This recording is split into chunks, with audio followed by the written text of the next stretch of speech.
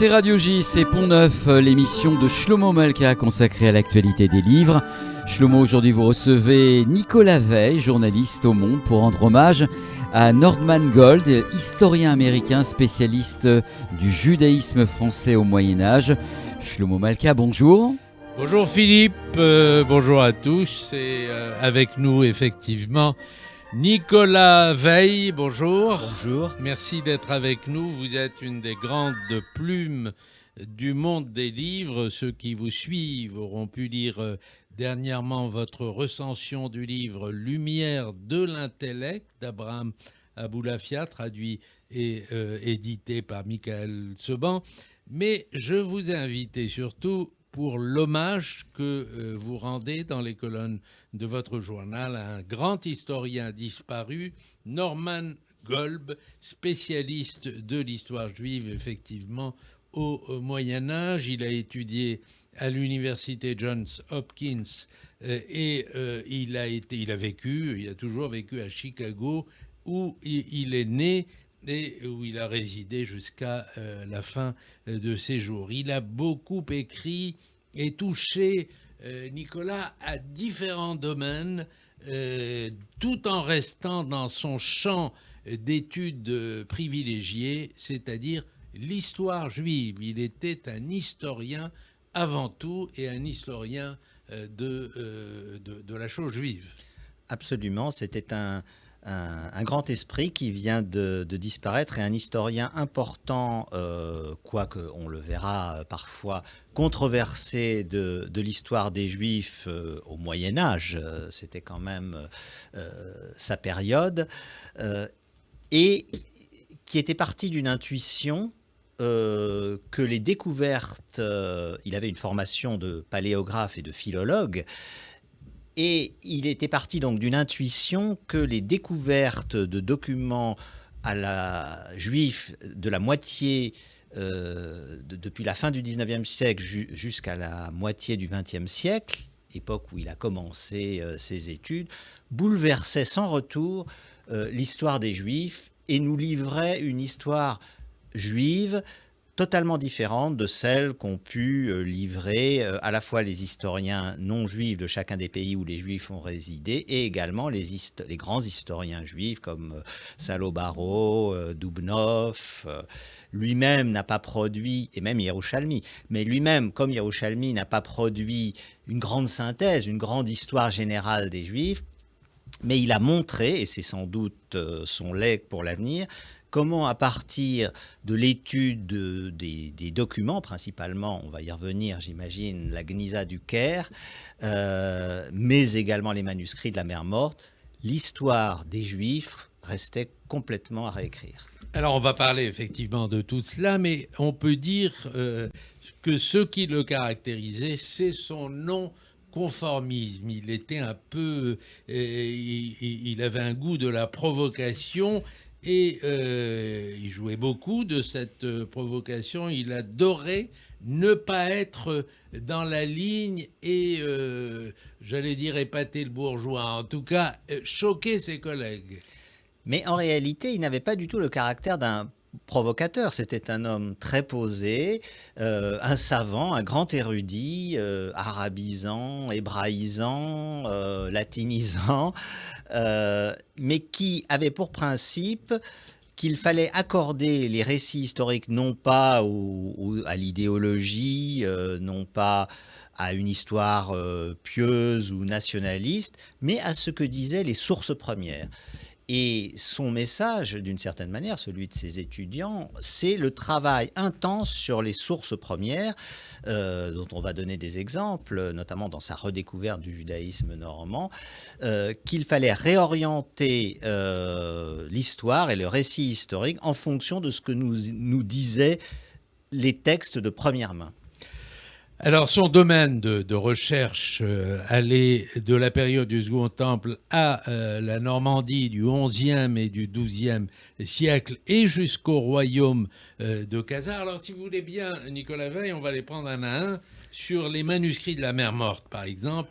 Et il est allé contre la thèse communément admise par la majorité des chercheurs, thèse selon laquelle ces manuscrits est constituée la bibliothèque des Esséniens. Et lui estimait au contraire que ça n'était pas un courant marginal, mais c'était au contraire le courant central du judaïsme. Oui, et à chacun des thèmes que nous aborderons, son intuition est la même. Il combattait contre la marginalisation de l'histoire des Juifs dans l'histoire générale. Parce que, disait-il, la plupart des historiens du Moyen Âge ne connaissaient que les sources latines et négligeaient les sources hébraïques. Et par ailleurs, il travaillait à partir de deux trésors.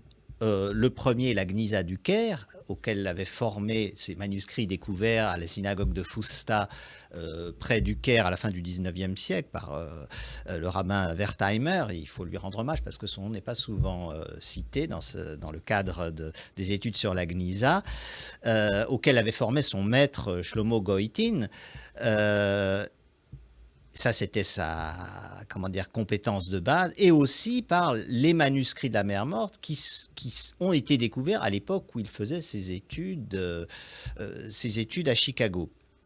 Et donc, à partir de ces deux sources, il a remonté le cours de l'histoire des Juifs. Alors, il a vu cette marginalisation d'abord, effectivement, dans l'attribution à la secte essénienne célèbre des manuscrits de la mer Morte.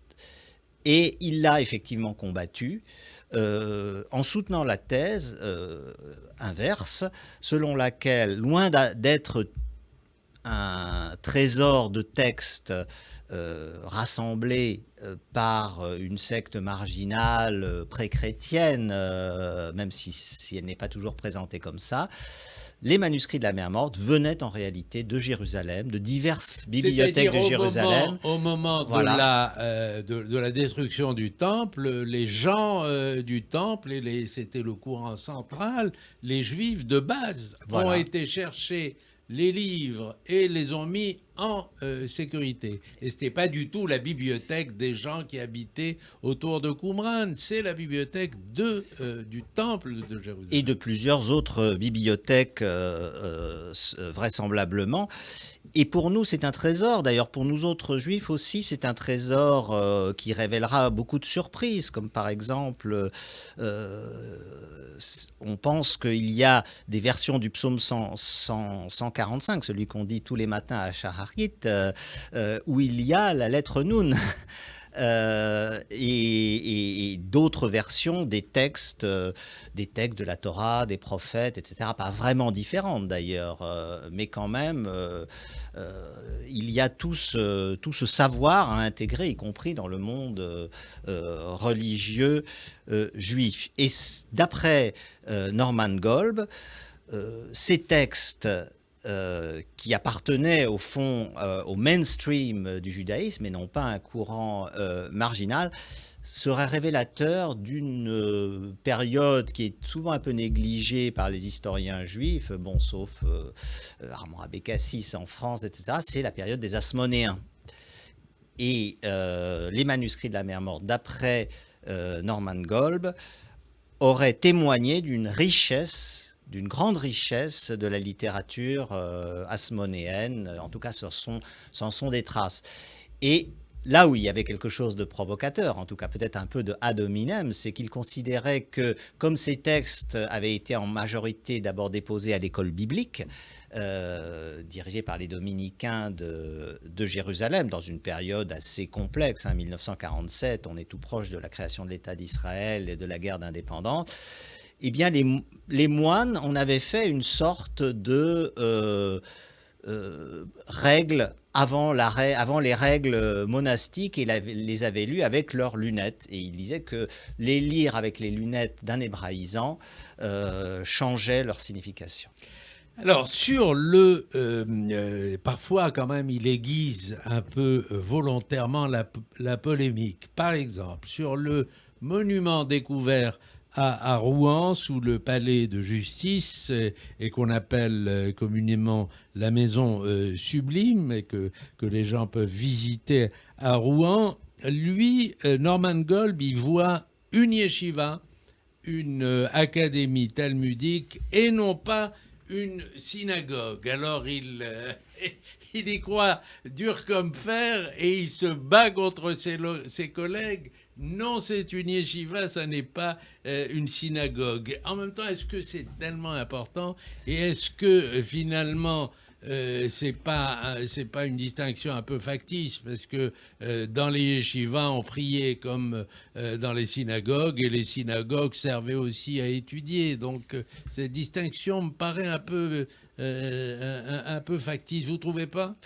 Non, je ne pense pas qu'elle soit factice. Si on considère l'enjeu qu'il y a derrière ce débat, qu'il a eu non seulement d'ailleurs avec les archéologues locaux qui tendaient à minimiser, selon lui, l'importance des Juifs dans l'histoire régionale. Hein. On est là au Xe, XIe siècle, au moment de Guillaume le Conquérant et de la conquête de l'Angleterre, mais également avec les historiens du judaïsme français, hein, la Nouvelle Gallia Judaica, qui, pour des raisons qui leur semblaient bonnes, se sont plutôt rangés du côté des archéologues de la Normandie contre Golb.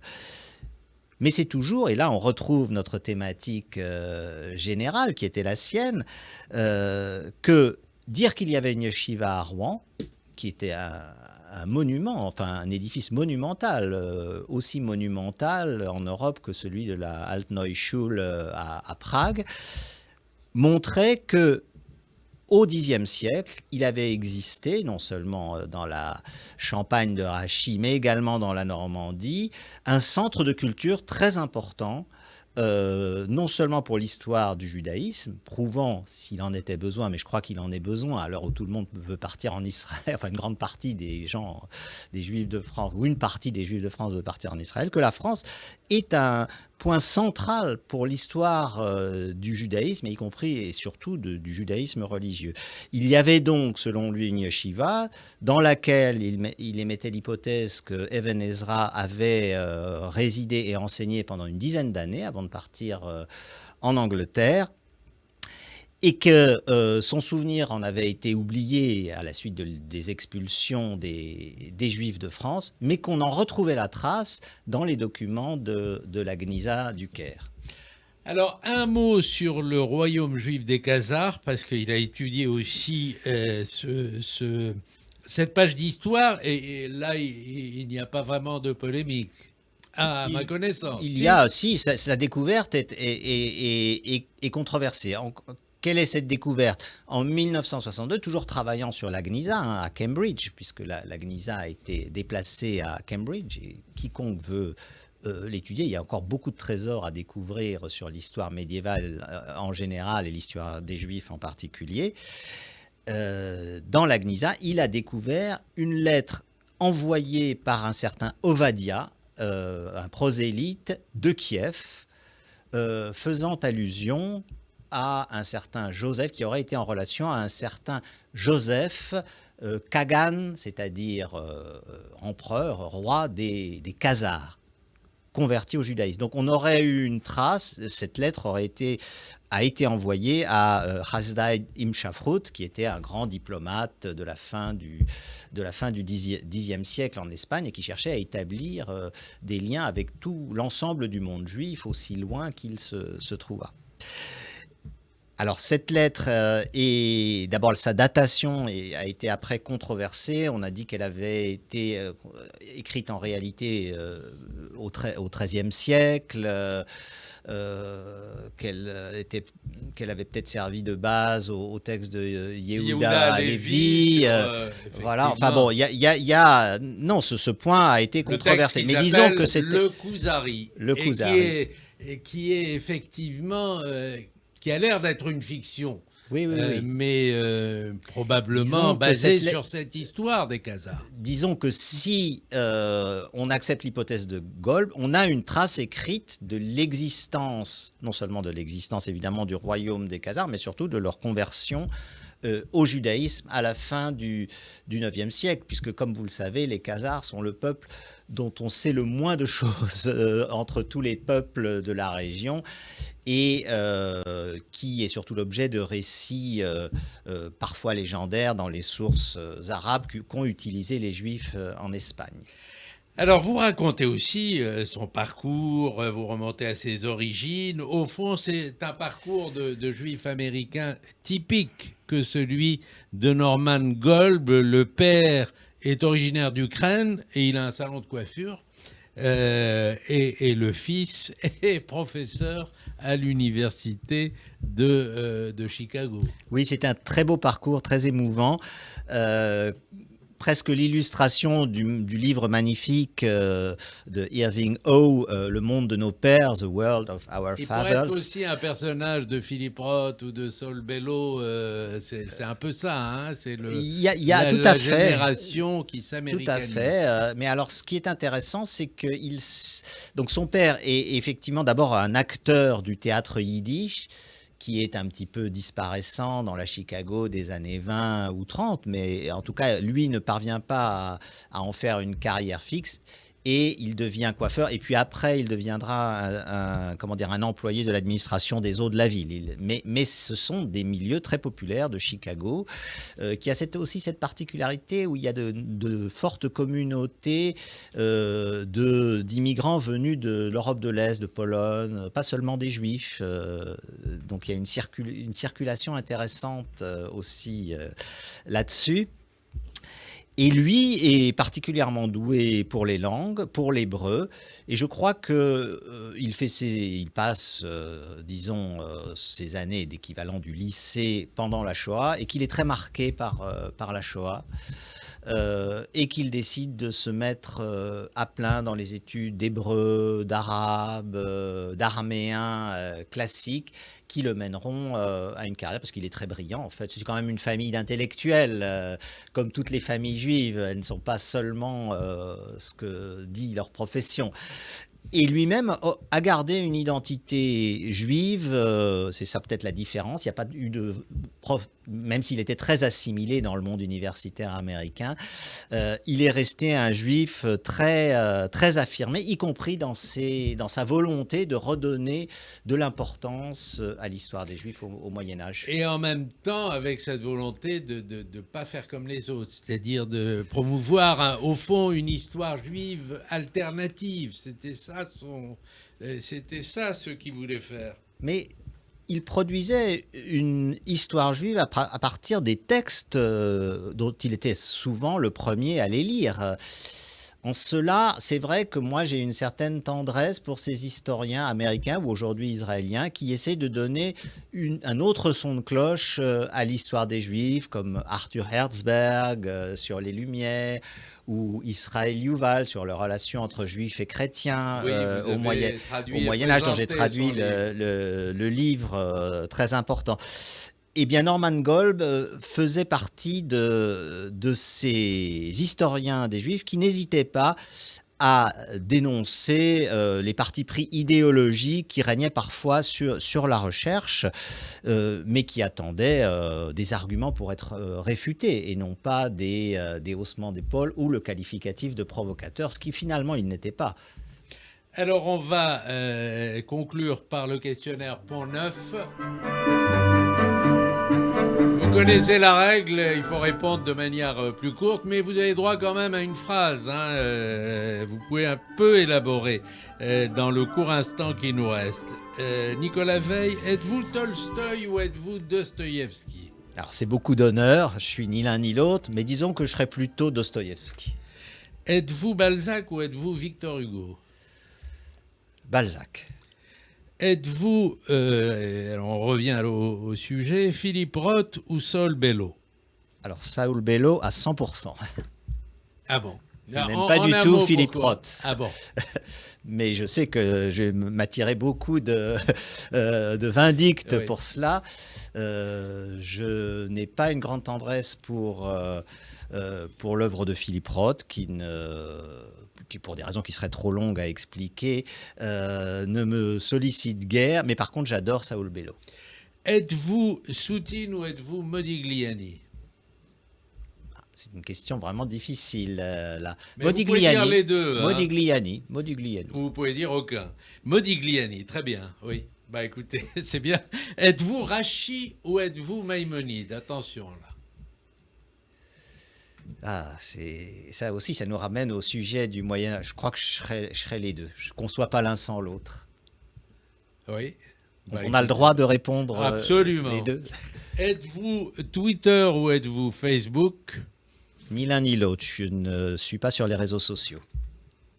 Alors, dernière question. Vous qui êtes un gros lecteur, quel est votre dernier coup de cœur?